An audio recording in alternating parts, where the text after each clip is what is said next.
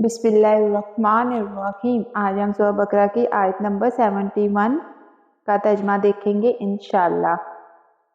कहा, वो फरमाता है कि वो एक गाय है मेहनत करने वाली नहीं कि जोतती हो जमीन को या पानी देती हो खेती को।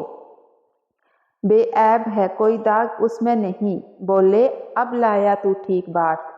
फिर उसको ज़बह किया और वो लगते ना थे कि ऐसा कर लेंगे।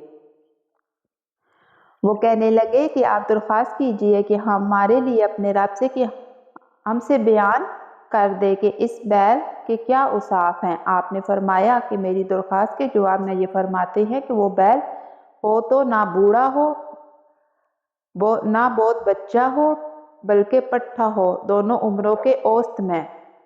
सो अब ज़्यादा हुज्जत मत करो बल्कि काट डालो जो कुछ तुमको हुक्म मिला है।